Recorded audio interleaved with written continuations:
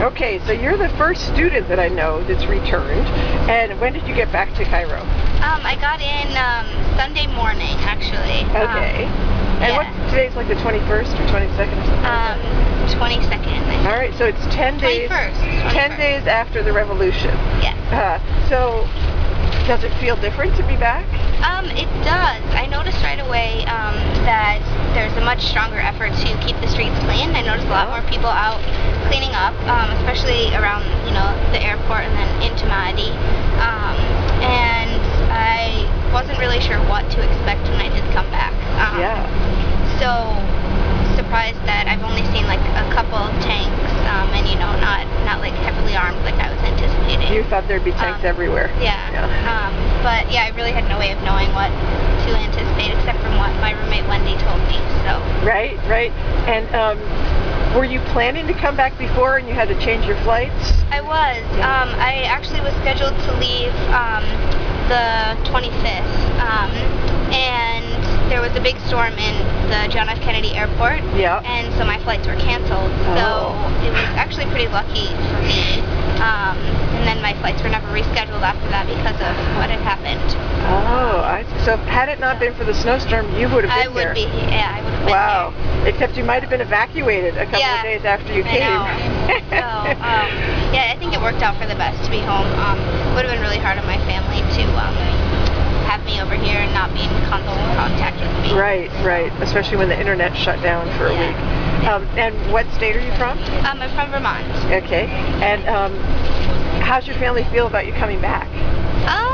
Mixed feelings. I think most people were a little bit nervous that I was going back so soon after Mubarak left.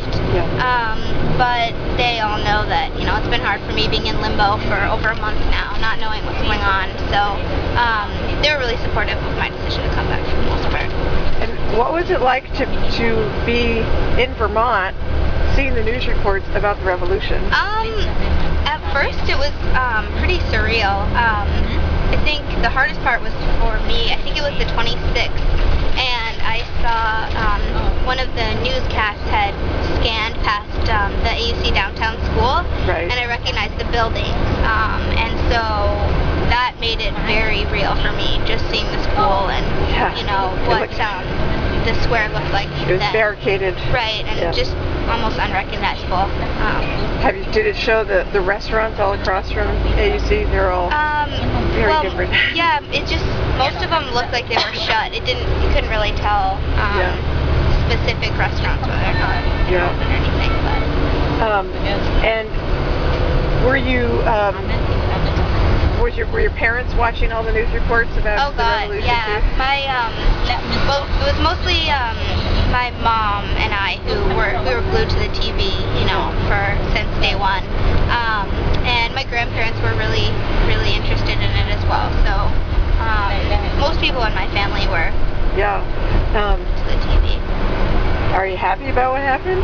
I am. I think so. I'm happy for the Egyptian people, just because it's so hard to see so much poverty around and to know that change can, that there could be change if the government, if they left. And so I really think for them, this is a good move. Happy for them. And how do you feel being back? Do you feel safe? I do, yeah. Sorry, but I overheard you and I just want to say thank you. I'm sorry. That's okay. All right, we'll video you too. Thank you. Why? Are you Egyptian? Yes, I am. And why were you saying thank you? Because she's saying she's happy for Egyptians. Yes, right. And it's safe to come back. Yeah. Come back, tourists. Thank you again. All right. Thank you. So you think it feels safe? Yeah, I do. And it's just Wendy and I in our apartment right now, and I think we're in a fairly safe neighborhood to begin with anyway. So, but yeah, we went grocery shopping. We were out and about today, and it was totally fine. So. Felt like it normally did, so. All right. And sorry for the bumpiness, but we're videoing on the bus going to AUC for our first class. Yeah. Okay, thanks a lot. No problem. Bye-bye. Bye.